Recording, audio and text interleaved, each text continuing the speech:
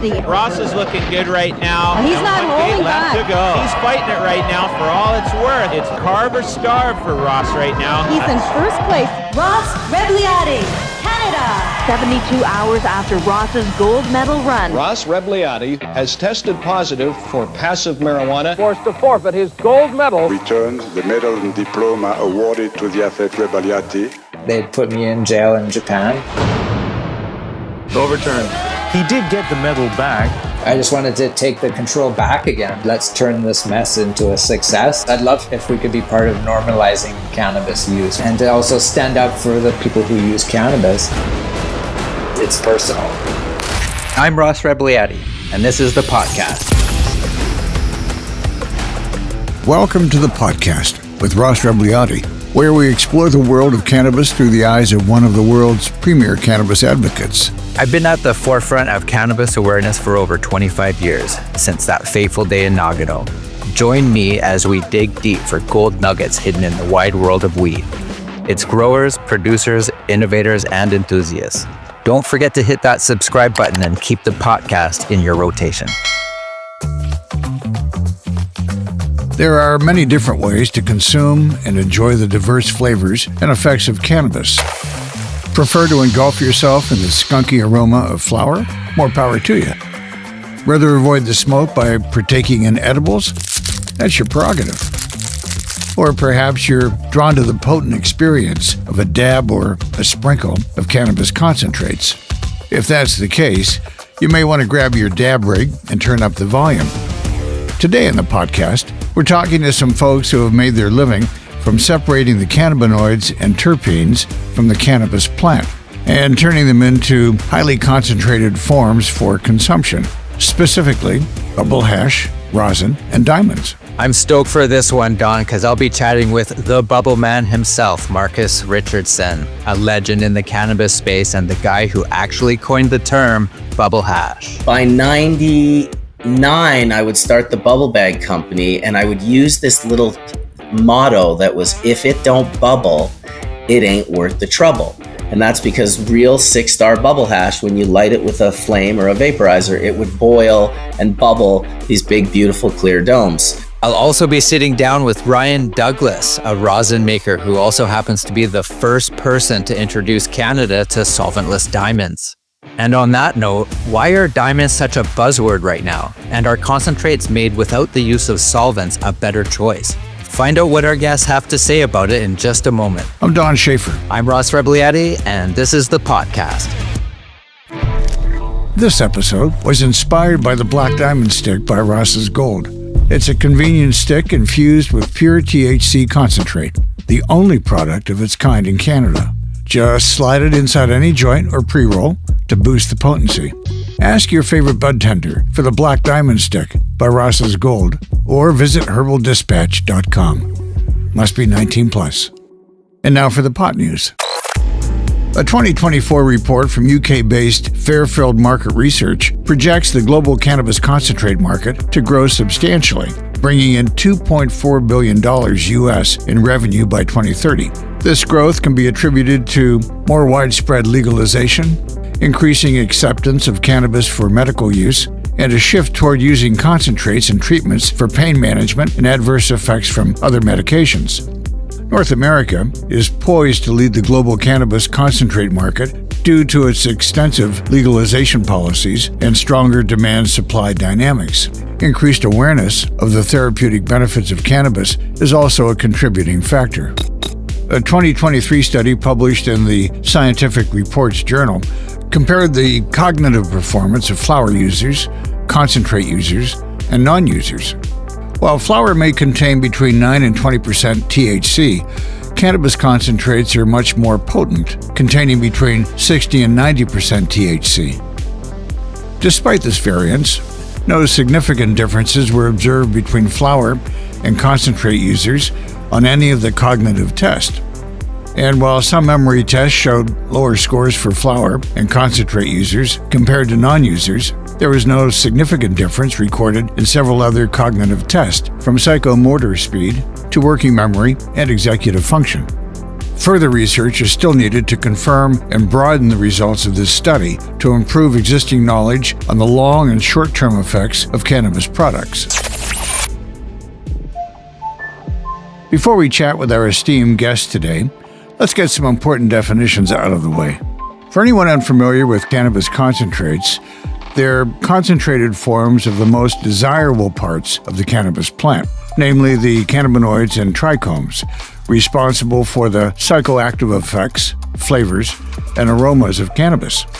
These cannabinoids and terpenes are found in microscopic bulbs covering the cannabis plant, also known as trichomes. The process of making concentrates involves separating these bulbs from the plant, and there are numerous ways to do so, including solventless methods that use a mechanical process or water to separate the materials, and others that use liquid solvents, such as butane or ethanol, to extract the active compounds. Once the trichomes are separated from the plant, they can be processed again into various product types which vary in texture and appearance. You may have heard of concentrates like hash, bubble hash, live rosin, butter, batter, and shatter. Concentrates can be further refined to isolate one particular cannabinoid like THC. But some consumers prefer to experience the full spectrum of cannabinoids and terpenes that make each cannabis cultivar unique. Cannabis concentrates can be sprinkled onto flower in your pipe, infused in your pre-roll, or consumed on their own using a variety of hardware including dab rigs and vape pens. Concentrates can also be used to infuse topical and edible cannabis products. Now that we've got all that technical stuff out of the way, I'm ready for a good chin wag with a guy you may have heard of if you're a concentrate connoisseur. The Bubbleman, Marcus Richardson. Hey, I'm Marcus Richardson, aka the Bubbleman, and I've been involved in cannabis activism, hash making, and the promotion of all things cannabis for pretty much the last 35 years of my life, and I don't see it stopping anytime soon. I can relate to that, buddy. The first time I fell in love with hash would have been later than some may think, probably around 98 or 99. I had been smoking so much cannabis in the mid to late 90s, just monster joints, 3-4 gram joints, 10 of them a day, just burning constantly. Felt bad for my wife. She was literally living in a cloud of smoke.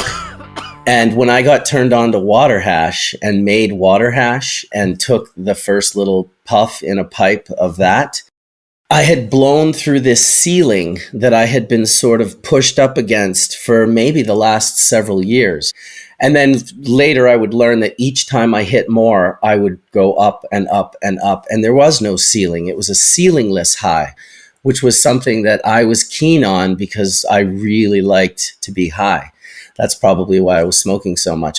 Also, I would add, the best part about it would also turn out to be that there was no smoke, that I could vaporize it, and that no one else had to live in a cloud of smoke because I wanted to get high. You know, using the term ceiling, you're obviously referring to, you know, your tolerance that you had for cannabis and how using the bubble hash enabled you to like push that tolerance even higher and feel the effects even more. Yeah, I've never tapped it out with bubble. Like I've never found the spot where I was like, I'm not getting higher anymore. Oh my God. I remember a few dab hits where it's just like, is this actually happening right now? A couple of years ago at the 420 days down at English Bay there, I had a bong display for my Ross Gold stuff, and I did a dab at one of these vendors, and he lined me up with the big one, and I was ready for it too. I was looking forward to it. And for the next 2 hours, I thought I needed to like swim out to the buoy and decompress, get away from the thousands of people. I would kind of give a little PSA warning, like if you're turning someone on to Solventless, please give them way less than you think they need, and then give them even less than that, because you can always give them many small dabs, but you can never take back even half of one big dab. It makes me laugh because I've been there multiple times, and as screwed as it is when you're there, you know, you're like, oh, this is the last time I'm going to do this much. Yeah. It keeps you coming back though. Like it does take practice. I feel like what that is your reaction to intensity, because that's what it is. The majority of people, they'll take the dab, they'll be like, whoa, I'm super stoned. And then they'll react to that thought in an instant. And that's when their heart starts beating fast. And that's when they kind of want to move. They do that what's natural, which is kind of like to run out of your skin, like a fight or flight kind of feeling. But in reality, if you can train your mind to, in a much calmer way, experience that and sit with that and don't try to run away from it and don't try to be afraid of it. It sounds strange, but there's a life lesson in that, in how you deal with all intensity that comes upon you in your life. Marcus, just before we dive into some more questions, just clarify for our listeners the difference between black hash and bubble hash. Because I think back in the day, it was mostly black hash, Afghan stuff from the Middle East that was getting over here. Could you just run through the difference? Yeah, absolutely. So those are traditional hash methods. Those are generally single screen. So what I would call farmer's grade hash. If you've ever seen the Moroccans like beating it with the sticks, you realize like that is going to be contaminated up the yin yang, which is why Moroccan hash was probably around, maybe 20 to 30% THCA instead of like 70 to 80. Double doesn't sound like much, but it is substantial. Double in the world of extraction and purity is exponential, and the graph goes like very much upward at a 90-degree angle. And so traditional hash is a single sieve. Depending on where you are, it can also be a hand rub, but we'll talk about black hash, which is basically like brick hash, Afghan hash. This style of hash right here with the gold seal and the big, thick, creamy goodness. Impressive. So that stuff is made very traditionally. They go through a bunch of processes to make it, which is very unique and very unlike what we do at all. Once they get this the sieve, there's a whole variety of ways. In Afghanistan, they use these machines that are just like hammering the hash in a sort of concrete bowl where the thing's just coming down over and over and the hash is spilling out, and then the guy's just really quickly flipping it back in. There's YouTube videos that you can watch of this. There's a whole series of processes, some involving heat, very different from what we're doing. What we're doing is we're isolating just the glandular trichome head. So we kind of figured out through science that the glandular trichome head is where the medicinal components, i.e. the cannabinoids and the aromatic volatile compounds like the terpenes and thiols and thiolates and esters and all of those wonderful things, we just figured out ways to isolate them in a way that had really never been done before to the purity that we were doing them to, which was 99.99999% if you were doing it right. Pure heads. That's all you see.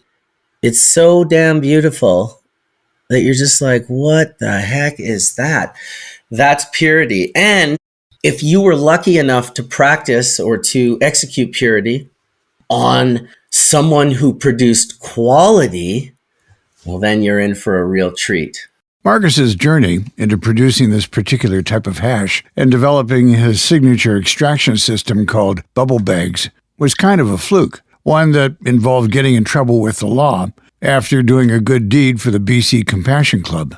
I guess around 98, my friend Hillary Black, anyone that knows what the BC Compassion Club is, or Hillary, knows that she's just an angel, and what she created was the greatest thing that Canadians have ever seen when it comes to cannabis, anything. Legendary. I just felt blessed to be a part of it in the sense of just procuring and finding them cannabis and getting it to them at a loss. Forget about profit. It was like, let's swallow a couple $100 a pound and get it to the club, or let's donate it to the club and we'll just figure out a way to pay for it. It was really that important, the work she was doing. She chose the most vulnerable people, the terminally ill, the mentally ill, the homeless, and the drug addicted. And all four of those were usually one person. So really, really, really vulnerable component of society that she was just engaged in wanting to help in such a beautiful way that anything we could do, we were doing. So someone one day drives their car through the front window of the BC Compassion Club, and they try to steal the safe. And they even break it open a little bit. And so the Renee flower that was in there was like reeking up the whole block. It was so stinky. Anyway, the police came, they guarded the safe because Hillary was just an angel, so she never seemed to get in trouble. So they guarded the safe with the reeking marijuana smell coming out of it and got it moved back in, and they fixed the front window. But she called me and said, listen, I have like a bunch of weed in my safe that I don't feel safe leaving here. Would you mind just taking it home? And I was like, yeah, no problem. And so I took it home and I got caught at a roadblock with it. Oh, shit. And became the first BC Compassion Club court case in Canada. And so that was really what led me to the Bubbleman, bubble bag, bubble hash thing. And just to shorten it up, you know, I went through all that whole court thing. But in the meantime, I was like, I guess I'm not selling weed anymore. Like, I got to figure something else out to do. Long story short, I ended up making these bags with my wife. We called them bubble bags, and I called it bubble hash because when I made the best hash, it would bubble and boil. So I was like, well, this is the bubble hash, and that's the bubble. I didn't want to call it hash because hash, like that brick I just held up, is not what bubble hash is at all. I mean, if you look at that brick, and then you look at something like this. One's black and one's... Yeah, one makes your mouth water. And one you could use as the doorstop to your office. Nice bookend. So in 99, a little bit after I got into that trouble in 98, my wife and I started Fresh Headies, and I coined the term bubble hash, and I called the bags bubble bags. And then I was like, shit, what? I need to create a name for myself so I can go on Overgrow and cannabisculture.com and cannabisworld.com and engage and sell these bags. And so I just chose Bubbleman. Perfect. Clearly not having any idea that like 20 years later, I would be like in Kingston, Jamaica at this all these medical doctors, and the chief medical officer of the island is like on the podium, and he's like, okay, everybody, I would like to introduce this young man from Canada. Please welcome the Bubbleman.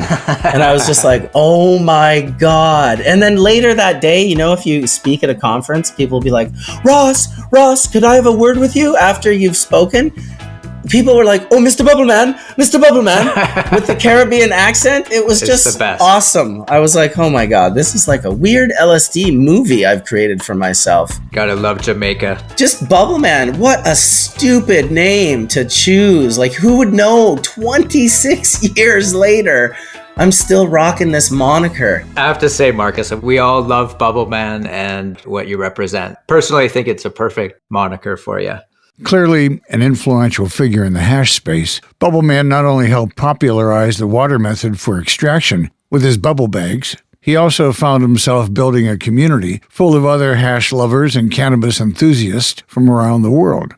In another fluke of sorts, he ended up attracting a massive audience for his weekly Hash Church YouTube broadcast, now well into its 11th season of up to 4-hour group video discussions around all things cannabis. First of all, I'd love to welcome everybody to another episode of Hash Church. Let's get this show started. I'm pretty excited. We got a couple of heavy hitters coming in. Yeah, they're completely insane. Also, I never planned to do it. How about that? I just one day, like 11 years ago, I got this email from YouTube, and the email said, you can now go live.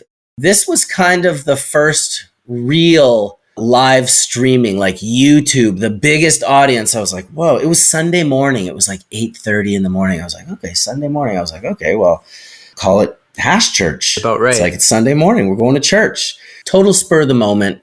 I do this show. I don't even know how long it is. You could go back and watch Hash Church 1. I invite people that I don't even know from my social media. I'm just putting the link out to the actual Zoom or the YouTube chat panel link.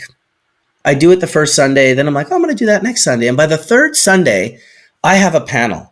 Like, I actually have a panel of people who are now going to come on every Sunday, I think for at least the next 100 episodes. We end up inviting a ton of cool people, from like Freeway Ricky Ross to like Dr. Lester Grinspoon, who ran all the Harvard Medical.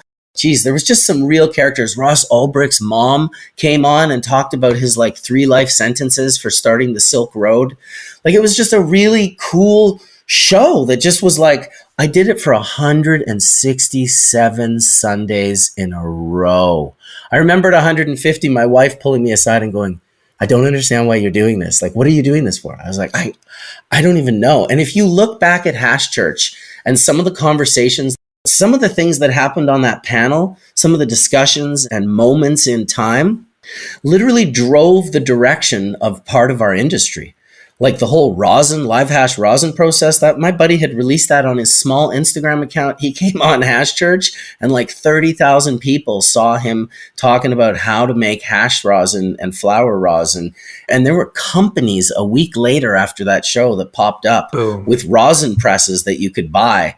It moved fast. And when we realized that our conversation was doing that, terpenes, Kay from Trichome Technologies hits me up one day. He's like, I'm sitting here with Sasha Shulgin. Sasha Shulgin, Alexander Shulgin, the famous chemist who discovered MDA and MDMA and wrote PCAL, phenethylamines I have known and loved, wrote TCAL, tryptamines I have known and loved. Incredible, epic chemist. And he says, listen, we're doing some terpene extractions over here with Sasha in his lab that he discovered MDA in. Like, what? Cool. And he says, you got to get the terpenes out of the water. You got to get the flavor profiles, those aromatics out of the water and back into the hash. And I'm kind of like, I don't really have time to do that right now. I'm pretty busy, but I've got Hash Church going and I got this Tony Verzura guy and I got this Horatio Delbert guy. And I tell both of them, and they both have terpenes very shortly after. That was the introduction to our community to terpenes. Before that, nobody had terpenes. There was no true terpenes. It was very, very rare. Okay, Skunkman Sam had terpenes. Of course, Skunkman Sam had terpenes. It turns out Skunkman Sam and the Bubbleman go way back. And that's another story worth hearing. The one he remembers fondly as the best experience he's ever had smoking hash. Oh, I remember everything about it, in fact. I'll give you a brief sort of history. In '94, I was at a hemp symposium in Vancouver, and I saw this gentleman by the name of David Watson speak on hemp. And people were whispering about him, and he was very elusive, and he was very sort of unattainable.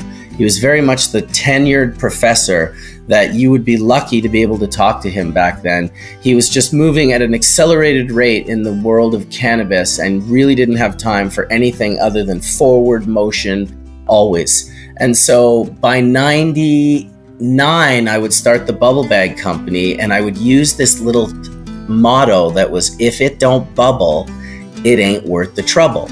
And that's because real 6-star bubble hash, when you light it with a flame or a vaporizer, it would boil and bubble these big, beautiful, clear domes.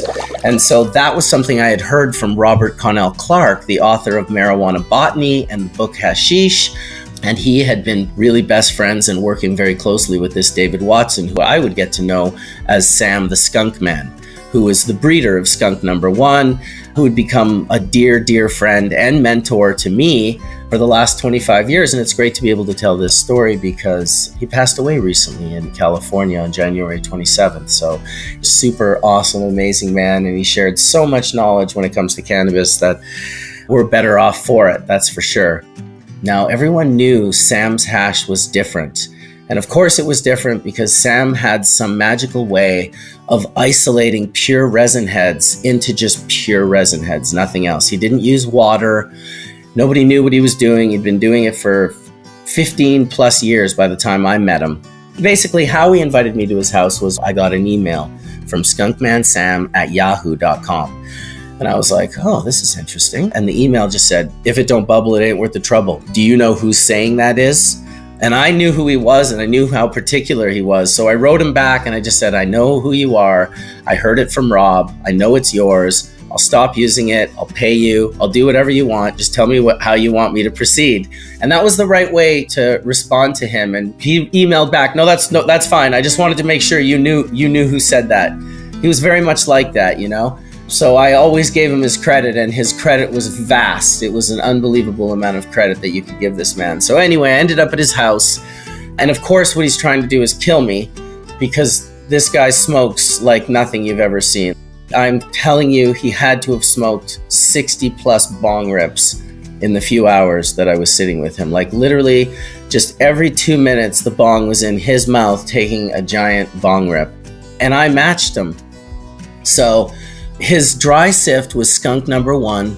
It was, his product, grown in his greenhouse, bred by him. And it was the strongest shit I'd ever heard. I left this guy's house that night and my left leg was literally not working. I was having to like lift it to make it walk. I looked like I was like the hunchback of Notre Dame walking down his street late at night in Amsterdam. And then I understood there was nothing like it. It was psychedelic. It was so incredibly powerful. The first rip that I took got me so uncomfortably high that after that I just thought, how much higher could I get? Even higher. Yeah, 49 times higher. Holy shit. That's when I learned there are levels to this and I'm not at the top. That's what I learned. Humble pie. Before we let Bubbleman go, we had to know, when it comes to extraction methods, is solventless really the better way to go? I used to be very much thinking that only one side should exist. When I was younger, I was just like, why would you do that if you could do this? But I would now definitely fight for the right for both to exist. That being said, obviously, I fall on the solventless side. I'm not sure why we call it the solventless side. I mean, I do know, and shout out to Nicotine for coining the term solventless, but the majority of the volatile aromatic compounds, like the terpenes and terpenoids and sesquiterpenoids, a lot of them are solvents. They're hydrocarbons. Interesting. Which is funny because not only are they hydrocarbons, but you know what else is a hydrocarbon? Propane and butane are also hydrocarbons. So you have this sort of connection that the plant itself can almost not be solventless, but the process itself, I suppose, can be. Now it's a double misnomer because not only are there solvents present in the plant itself, but we're using water, which is the universal solvent.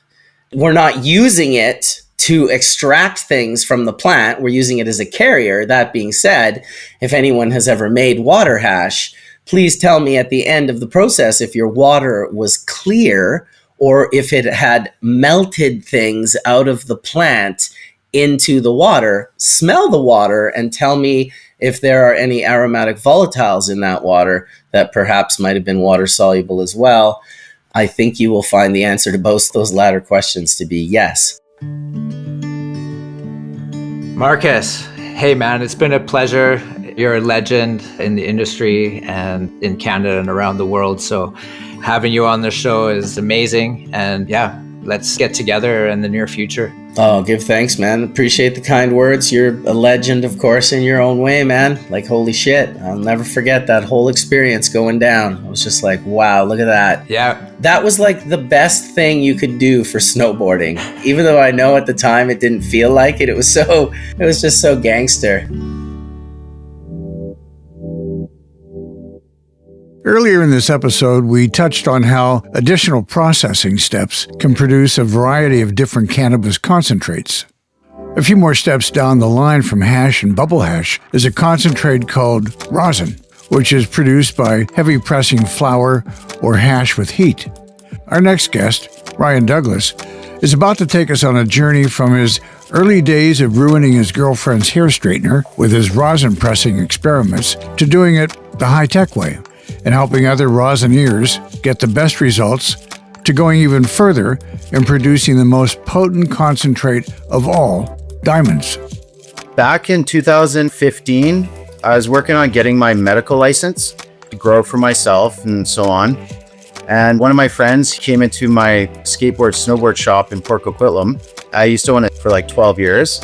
And my buddy came in, he had his medical license, and he was telling me an easier way to get a higher plant count.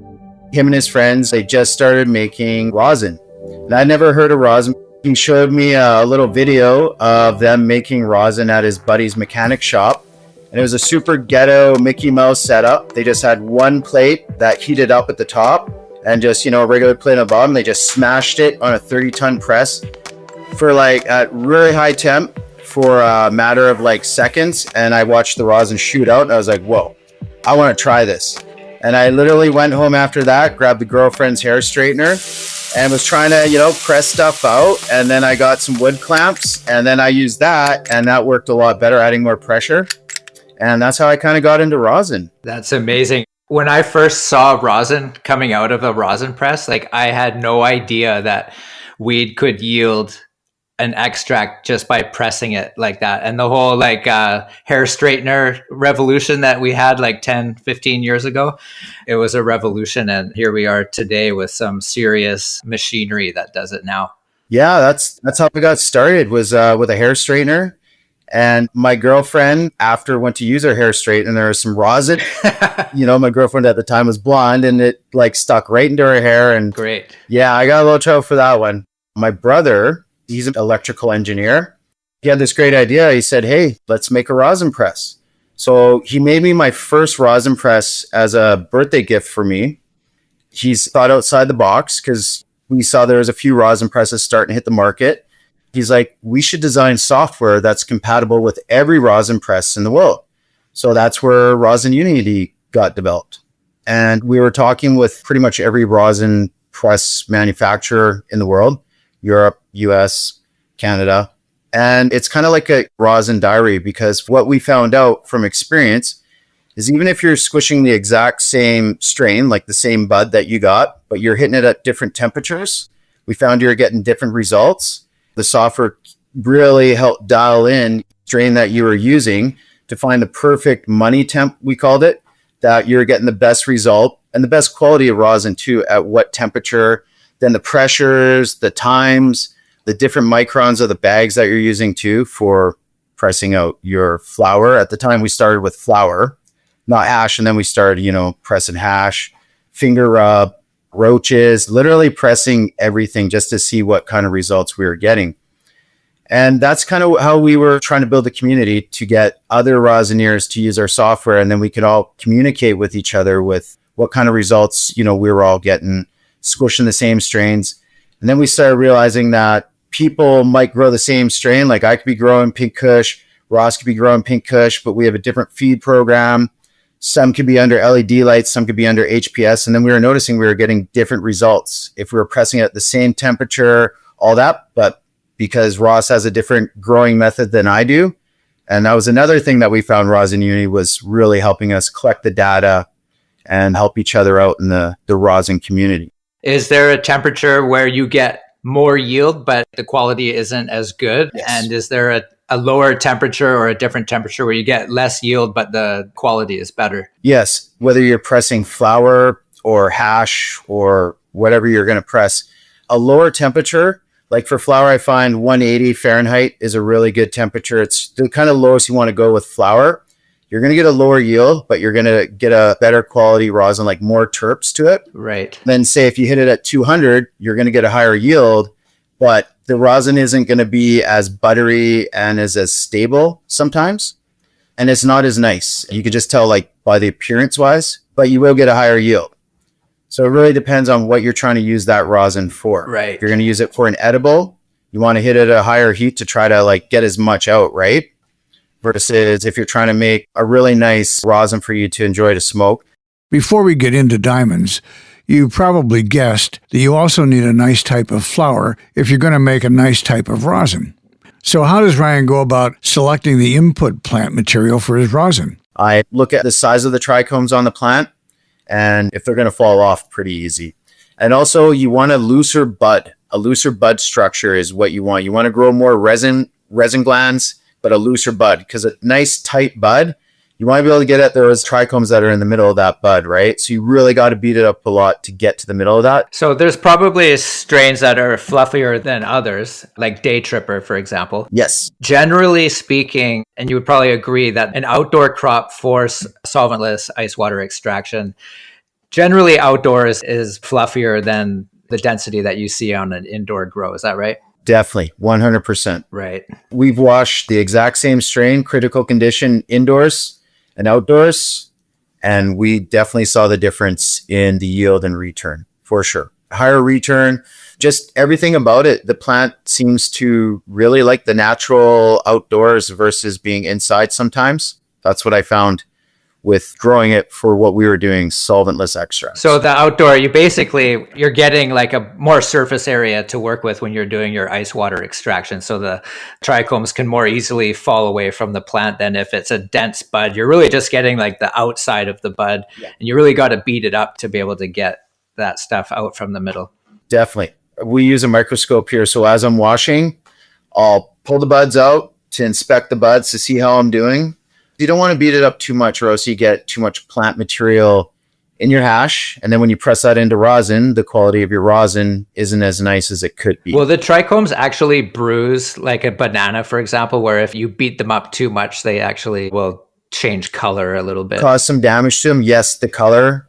And that's another thing that I look for before I'm ready to chop down plants to harvest. The timing. You want to look at your trichomes, like the colors of them. You don't want it to go too far. The lighter kind of the trichomes, what I found with making hash rosin and stuff, to get that lighter kind of hash rosin, you want to take down your plant just a little bit earlier. Very interesting stuff. Now, what about the diamonds side of things compared to live rosin? I mean, that's like another level of processing. What's the difference between the diamonds and the live rosin? The difference is with the solventless THCA and solventless diamonds, you can make that out of whether you use flower rosin or live rosin. And live rosin, it's taking your plant, you cut it down, freeze it, then you turn it into bubble hash or ice water. You do an ice water extraction to make ice water hash. And then you press it into rosin. Then after you got your rosin, then I put it back on the rosin press and I perform a mechanical separation to separate the fats, terpenes, and liquids from the THCA isolate. And that's the white product you get from that. Then I refine that again with just heat and pressure to turn that into the solventless diamonds. And any kind of rosin, whether it's flower rosin, rosin you made from keef, or live rosin, you can always make solventless THCA and solventless diamonds out of that. Just the quality might be a little bit different. Like if I use, say, dried trim versus a live rosin, the live rosin diamonds are going to be very high end versus your trim diamonds. More pure. Yeah, that's fascinating stuff. I've watched you do it and it's a lot of fun. Pressing is good times, you know? Definitely. Low stress. Definitely. What do you like, Ryan, about consuming concentrates versus flower? What's the thing about concentrates and specifically like live rosin and diamonds that really gets you going? I like that there's not as much of a burnout. It's kind of a cleaner kind of high, you know, and you don't need as much. Right. And I find like if you're just going to smoke like just straight, say, solventless diamonds, it's a very uppity, more awake kind of high. Because you don't have all those other cannabinoids that are actually in like the live rosin and so on, right? So it's a little bit different of a high. And then if you really want to spice up, say, your live rosin, you can add a little bit of diamonds to that to give that extra spike.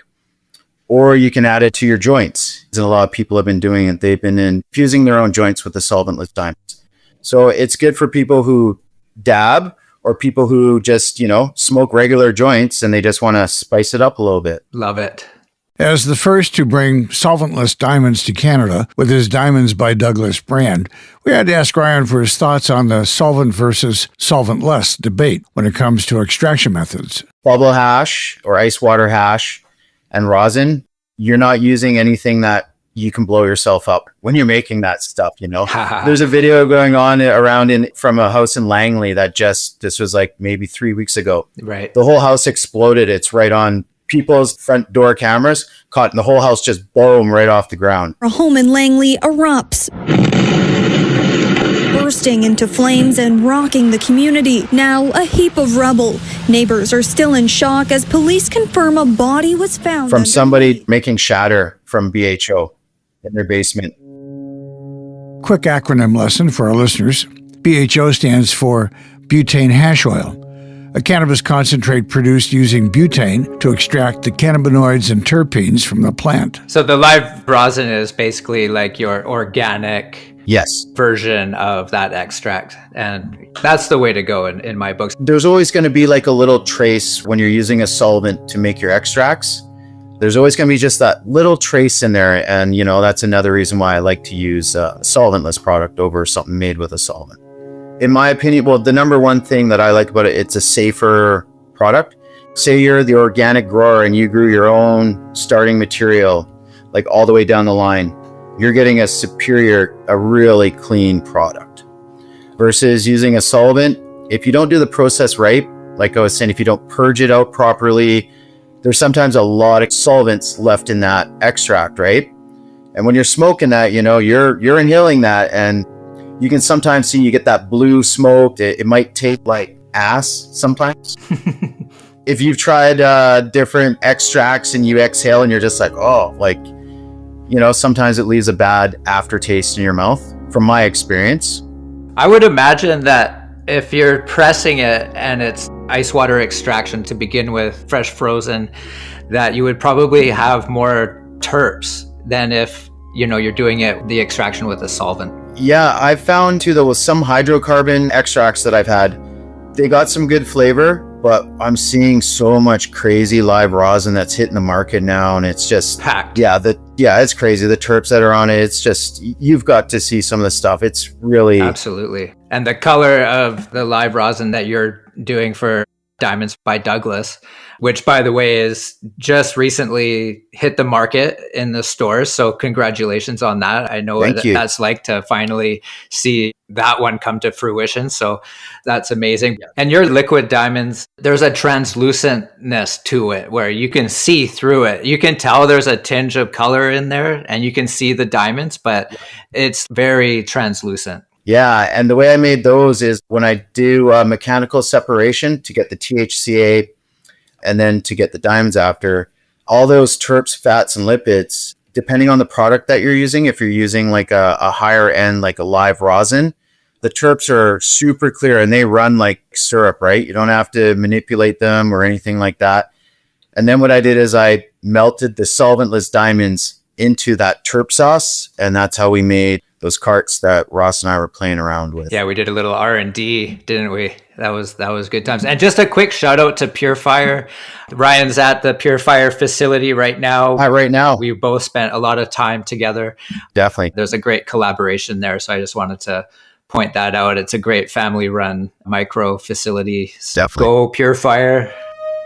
About those diamonds, why are they such a hot item in the cannabis world right now? It might be the fact that they're the most potent cannabis concentrate you can get, coming in at 99% THC. As you can imagine, they're pretty attractive to folks looking to add an extra kick to their consumption experience. And Ryan here makes them without using solvents, which is attractive to the solventless enthusiast. A couple years ago, I started working with this company called Camp River down in Chilliwack, British Columbia here. And the whole thing was for me to make the solventless diamonds. And so I've had Rosin Unity, our software company, since 2018. And I didn't want to put the name Rosin Unity on the back of the package. So they're like, you got to think of a name like real quick. So I was like, Diamonds by Douglas. How does that sound? I just needed a name for a package, and now I've rolled with it. I was the first guy to bring him to the legal rec Canadian market. Yeah, Ryan, let's hear about this. Yeah, thank you. It seems that a lot of people haven't been able to really duplicate or replicate the product that I brought. So when I did have it out on the market, they sold very well. People were loving that they were able to either dab them with a smoking device to vaporize them. They're liking that they could add it to their wherever extract, that extra kick. And then for people who weren't even dab whatsoever, so they were loving that they were able to just put it in their joints to just add that extra kick. So I think that's a big reason why a lot of people are really digging it right now, and why I'm being asked to make them right now. Like, I have a lineup of people that are like, hey, we got to get on this. I think it's just because it's a really well-rounded extract. You can use it for pretty much anything. Ryan's solventless diamonds aren't currently on the market, but he's working on a few different iterations to be released this year. In the meantime, he's got 3 rosin collaborations dropping just after this podcast goes to air. We do have a bunch of rosins that are going to be dropping for 420. So we're literally getting it packaged up. We have our critical condition because we found a lot of people really like that out of the rosins we just dropped. So we're doing a full gram drop with that. And then we have 2 other strains, Rainbow Belts 2.0. And then we have this other one. It's Pure Fire genetic. We're calling it Truffleberry. Ross, you remember the Aftershock? Yes, I love that. Yeah, the flower version, it's got a really strawberry chocolate nose to it. We wanted to try it out and just press out, see what would happen if we turned it into rosin, and it turned out phenomenal. Spectacular. That's the 3 rosins we're dropping right now for 420. They're going to be in the Pure Fire packaging. These ones will be. My name will be on the back of the packaging. The Diamonds by Douglas. So this one, for the actual solventless diamonds, I'm working on that with Jess Cush, and this logo will be on the packaging for that one because that's what I specialize in, and we figured that would make a really good product to be the first drop to go under the actual Diamonds by Douglas brand. I love it. It's a legendary brand, Ryan. I love it. Thank you.